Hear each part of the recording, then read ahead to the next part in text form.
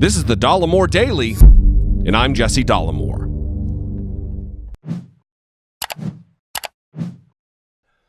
The other day, Bernie Sanders was asked a question at a CNN town hall about prisoners being able to vote. In his answer, he addressed all kinds of voting issues, as well as the specific substance of the actual question.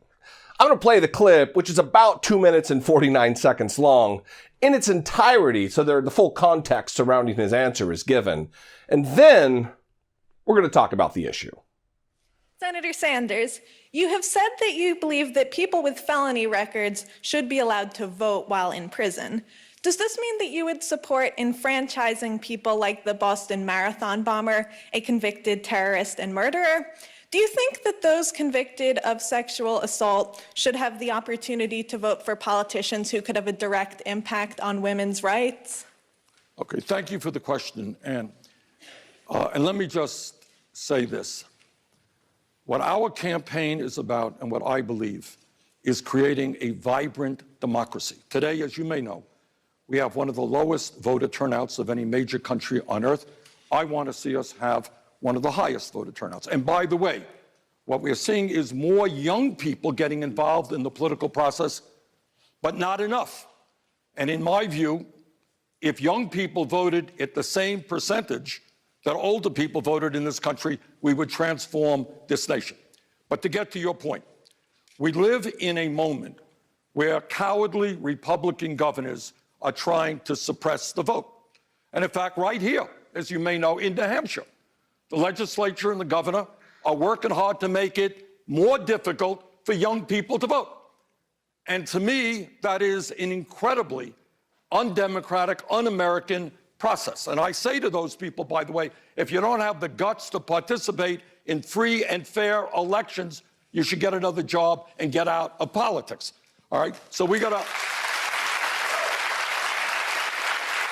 So here is...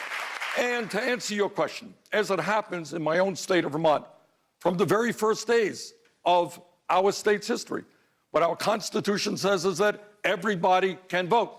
That is true. So people in jail can vote. Now, here is my view. If somebody commits a serious crime, sexual assault, murder, they're going to be punished. They may be in jail for 10 years, 20 years, 50 years, their whole lives. That's what happens when you commit a serious crime. But I think the right to vote is inherent to our democracy. Yes, even for terrible people. Because once you start chipping away and you say, well, that guy committed a terrible crime, not going to let him vote. Or that person did that, not going to let that person vote. You're running down a slippery slope. So I believe that people who commit crimes, they pay the price. When they got out of jail, I believe they certainly should have the right to vote. But I do believe that even if they are in jail, they're paying their price to society, but that should not take away their inherent American right to participate in our democracy. So when this happened only a few days ago, I completely disagreed with Bernie. But I really do try hard not to believe something simply because that particular something has always been done that way.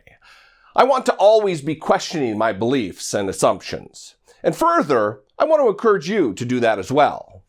Anyway, when this dropped, the topic started to be discussed all over the country. I discussed it on my podcast and had several conversations with my listeners. And I have changed my mind. I believe that not only felons who served their time and completed their sentences, that they should be able to vote, but also I believe that prisoners who are currently incarcerated, they should too. And here's why. Voting isn't a privilege. Voting is a right. And that may not mean anything in some places, but it should certainly here in the United States of America, a country where liberals and conservatives alike ostensibly have respect for our founding document, our Constitution, which in many respects is a document that curtails a government's tendency to encroach upon a citizen's civil rights. And that delineation between rights and privileges is also a big deal. Because another thing about our Constitution is that it doesn't grant you your rights. It protects those rights, those natural rights. Anyway, one of my listeners changed my mind on the issue with a simple question. He asked, are these people citizens? To which I, of course, answered yes. And the conversation was over. Thanks, Mikey. First, let's talk about convicted felons who have served their time and completed their sentences. According to the Sentencing Project, quote, as of 2016, an estimated 6.1 million people are disenfranchised due to a felony conviction. That is roughly 2.5% of the nation's voting age population. Listen, once someone has paid their debt to society after having been convicted of a crime, even a despicable one, they are restored. They are able to peaceably assemble, petition their government. They have the right to free speech, the right to remain silent as a protection against self-incrimination, the fundamental right to due process. And more importantly, they still enjoy equal protection under the law as guaranteed by the 14th Amendment. So why, taking all of this into account, would somehow their individual right to vote under the United States Constitution no longer be protected like these others? You see, we suffer an embarrassing history in this country. Embarrassing in that we've long mistreated massive swaths of our people. However, even in that embarrassment, there is hope. Hope due to progress. Because when we started this American experiment in democracy, only white men could vote. Then we made a stride of progress in 1870 with the 15th Amendment, which acknowledged and protected a black man's right to vote. The amendment states, quote, the right of citizens of the United States to vote shall not be denied or abridged by the United States or any state on account of race, color, or previous condition of servitude. 50 years later, in 1920, women, both black and white, were granted constitutional protection for their rights to vote with the 19th Amendment, which states, quote, the right of citizens of the United States to vote shall not be denied or abridged by the United States or by any state on account of sex. And then, as the answer to racist whites in the southern states who were disenfranchising black citizens through the use of poll taxes and other sinister means, the 24th Amendment came along in 1964 after another almost 50 years, which states, quote, the right of citizens of the United States to vote in any primary or other election for president or vice president, for electors for president or vice president, or for senator or representative in Congress shall not be denied or abridged by the United States or any state by reason of failure to pay poll tax or other tax. And of course, our second most recent constitutional amendment came in 1971 with the 26th, which shifted the age of voting from 21 to 18, seeing as how you can be sent off to war to die and not have any electoral say in the matter. And the 26th Amendment states, quote, the right of citizens of the United States who are 18 years of age or older to vote shall not be denied or abridged by the United States or by any state on account of age.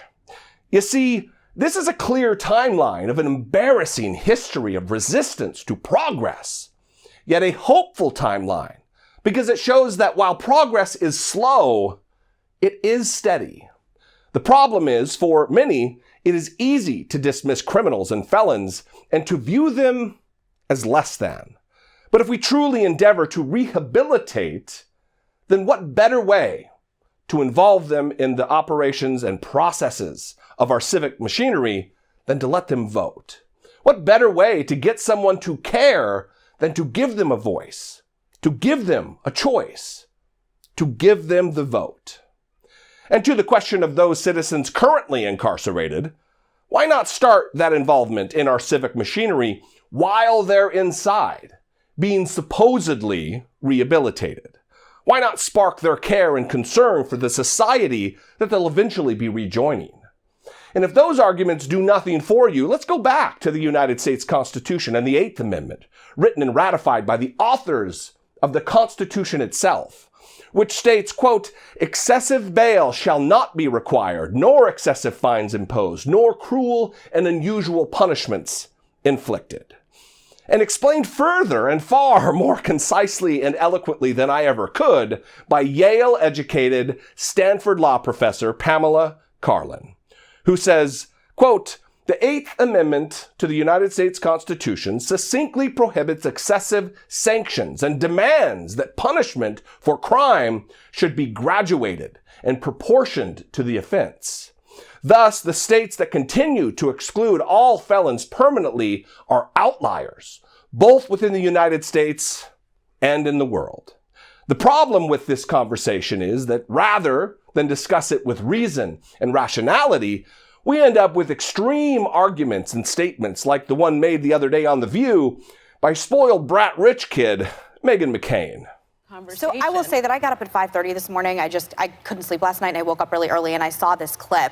And I will say, talking about prison reform and talking about low-level crimes like Alice Marie Johnson getting let out of prison, I believe a woman like that should have the right to vote for all intents and purposes. But for Bernie Sanders and Kamala Harris to go on TV and say that the Boston terrorist deserves any rights in this country after killing 3 people and injuring 264 in 2013, I think is disgraceful. RNC turned that into an ad.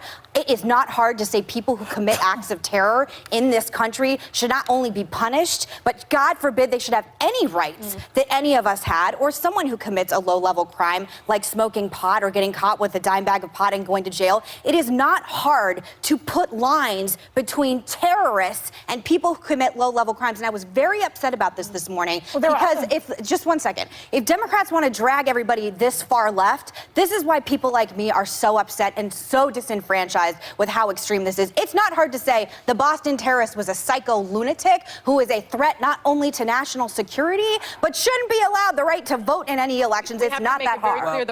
First of all, Meghan, no one cares that you got up early in the morning to watch the video. Jeez. And secondly, Kamala Harris didn't agree with Bernie Sanders. She actually said, let's study the question. So pay better attention to the facts or stop with your lying.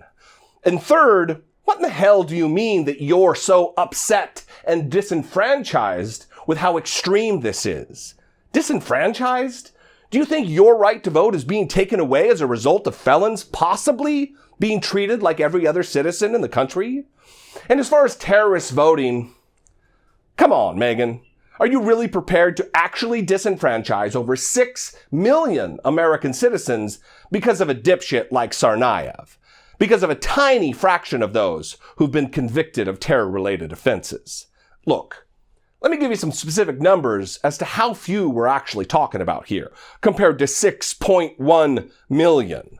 The New America Foundation tracks these numbers, and David Sturman, who co-authored this study, told PBS's NewsHour Weekend that 72.5% of the 401 individuals charged since 9/11, we're not even talking about convictions here, just charges. 72.5% of the 401 individuals were either American-born or naturalized citizens. That's fewer than 300 people. So Meghan McCain and her ilk are prepared to take away the sacred right to vote of over 6 million Americans because of 0.0048% of that population. That seems like a great way to legislate, Meghan. And I hope you can sense the sarcasm because I am laying it on really, really thick. So listen, I understand if you're skeptical. I was too. Hell, I was too less than a week ago. But it is okay to change our minds when the details come into better focus. It is insane to continue doing something just because that's the way it's always been done. We are better than that. I would encourage you all to share this video with people who you know who are like I was, who are on the fence about it, who are opposed to it. Let them hear the case.